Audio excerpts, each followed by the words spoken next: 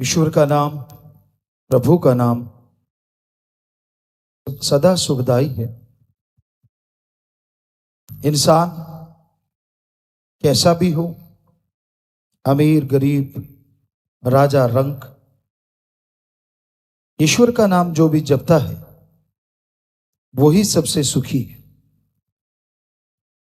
उसके अंदर आत्म बल रहता है, आत्म विश्वास रहता है और आत्म बल के सहारे हमेशा वो आत्मिक शांति महसूस करता है, परमानंद की प्राप्ति करता है। इसलिए आत्म बल अपने अंदर पैदा करो। आत्म बल के सहारे ही परम पिता परमात्मा को देखा जा सकता है। आत्म बल के सहारे ही तमाम खुशियां हासिल की जा सकती हैं। तो आत्म बल सुमरन के बिना किसी भी चीज से हासिल नहीं होता। नाम का सुमरन आत्म बल देता है।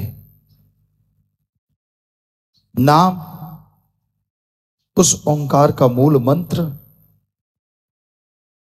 उस प्रभु को बुलाने का तरीका, मेथड, जिसको नाम, कलमा, गुरुमंत्र, मेथड ऑफ मेडिटेशन कहा जाता है।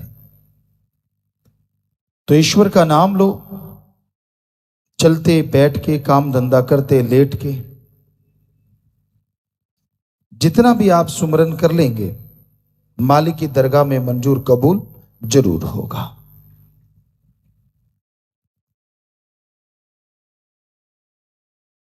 बाकी कोई भी चीज बासी हो जाती है, ईश्वर का नाम कभी बासा नहीं होता। जितना लोगे आपको तरोताजा रखेगा और जितना लेते जाओगे उतने ही तरोताजा होते जाओगे। आमतौर पे लोग ये कहते हैं, मैं थक गया। कोई कहता है दूध पीना है, कोई कहता है चाय लेनी है, थोड़ा शरीर बन जाएगा। ये साइको है, दिमाग में फिट किया हुआ आपका अपना तरीका है। थोड़ा सा वो असर करता है और बाकी आपका दिमाग कि ठीक है अब तो चाय पी ली, हो गए तरोताजा। वो आपका दिमाग ज्यादा काम करता है, उसमें चाय उतना काम नहीं करती। तो उसी तरह ईश्वर का नाम है, ये हमेशा तरोताजा रखता है। आप लेते रहो, तरोताजा बने रहो, क्योंकि ये दिमाग की, आत्मा की खुराक है। और जब आत्म बल आ जाता है, आदमी शांत, आत्म विश्वासी बन जाता है और आत्म बल के सहारे तमाम बरकतें मिलती हैं, तमाम खुशियां मिलती हैं, परम शांति मिलती है। हर कोई चाहता है कि उसके अंदर आत्मिक शांति हो। हर कोई चाहता है कि वो आनंद में जीवन व्यतीत करे। चाहता तो हर कोई है, लेकिन ये चाहत पूरी होती है ईश्वर के नाम से।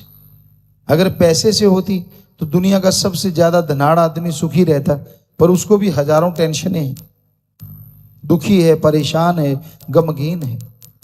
अच्छे कर्म करता वो तो सुखी है, लेकिन अच्छे कर्म नहीं करता, सिर्फ दौलत के पीछे पागल है, तो वो दुखी रहता है।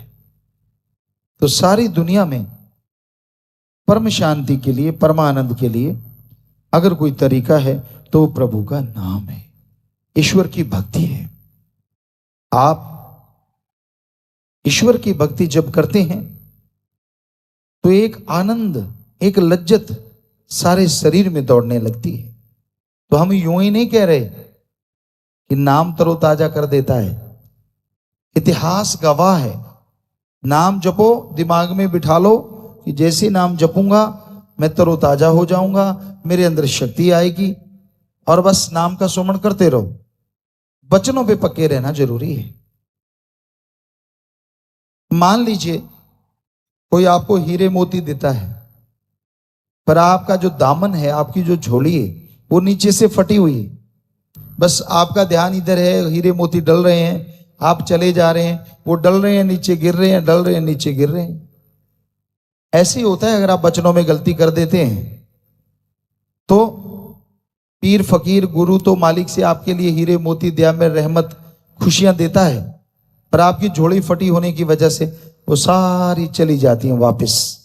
आपके पल्ले कुछ नहीं रहता, ठीक है, जितना सुमन किया उसका आभास रहता है, उसकी कुछ खुशियां रहती हैं, बाकी सब चला जाता है। पता नहीं आपको क्या नूरी स्वरूप के दर्शन होने, पता नहीं कितना परमानंद मिलना, कितनी लज्जतें मिलनी।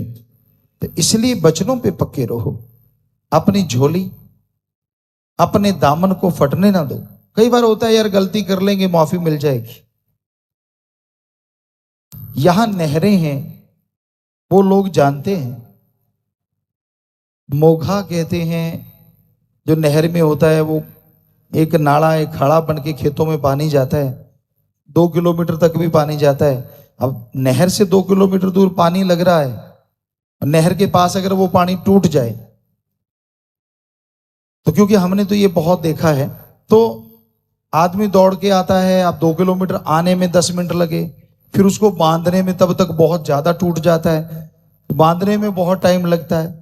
चलो बांध लिया तो वो नाला सारा खाली हो गया, खाड़ा सारा खाली हो गया, उसको दोबारा भरने में बहुत टाइम लगता है, और कब जाके खेत में पानी डलने लगता है, घंटों खराब हो जाते हैं, बहुत बर्बादी होती है, नुकसान होता है। ये तो कुछ भी नहीं, जब आप वचनों में गलती कर लेते हैं तो आपकी सारी खुशियां चली जाती हैं। दोबारा से खुशियां आप तक आने में आप पे निर्भर है। अगर लगातार सुमन करोगे, लगातार भक्ति करोगे, तो फिर से वो खुशियां लौट के आती हैं। उसमें पता नहीं कितना समय लग जाता है, और उस दरमियान जो आपके भयानक कर्म आने वाले हैं वो आपको भोगने पड़ते हैं, और आप दुखी होते हैं, परेशान होते हैं। इसलिए गलती करना मजाक मत समझो, ये हर्ज क्या है, माफी तो मिल ही जानी है। संत तो दयालु फकीर होते हैं, उन्होंने तो माफी करना है, सजा तो देनी नहीं। पर आप जो गलतियां करते हैं उसका खमियाजा आपकी आत्मा को, आपके शरीर को भोगना पड़ता है। इसलिए कभी वचनों में गलती ना करो, सुमरन करो, भक्ति करो, मालिक से मालिक को मांगते रहो, दुआ करो। बस यह सबसे जरूरी है कि आदमी अपने पीर फकीर की, अपने गुरु मुर्शिद की बात को माने, तो माने की गति कहीं ना जाए, फिर कोई कमी नहीं रहती अंदर बाहर। शांत चित्त रहो, अपने स्वभाव को शांतमय बनाने के लिए सुमरन करो, सेवा करो, जरूर शांतमय हो जाएगा। हो ही नहीं सकता, आदमी के लिए कुछ भी असंभव नहीं है। और साथ में अगर राम नाम हो, अल्लाह वाहिगुरु गॉड खुदा रब की भक्ति का तरीका हो, तो आदमी अपने आप को कितना भी मोल्ड कर सकता है, कितना भी बदल सकता है। वैसे अपने आप कोई छोटी सी आदत नहीं बदल सकता। पशु को रस्सा चबाने की आदत पड़ती है। आम जिम्मेदारों को देखा है कि वो रस्सा चबा रहे, नाक पे लाठी मारते हैं, तड़ाक छोड़ देता है, जिम्मेदार थोड़ी दूर गया फिर से खाने लगता है, क्योंकि गंदी आदत पड़ गई। कितने उसको बिनोले डाल दो, दाने डाल दो, चने डाल दो, नहीं खाएगा, रस्सा जरूर चबाएगा। उसमें कोई प्रोटीन नहीं, कोई कुछ नहीं है, लेकिन आदत गंदी पड़ी हुई है। तो इसलिए आदत को भी बदला जा सकता है प्रभु के नाम से, मालिक की भक्ति से, इबादत से। वरना जितना मर्जी जोर लगाते रहो, ऐसे नहीं, टेंशन चाहे हो जाए, आदत नहीं छूटती। हाँ, सुमरन करते रहो, सेवा करते रहो, और आपके अंदर आत्मबल आता जाएगा, और आप अपनी आदतें छोड़ते जाएंगे।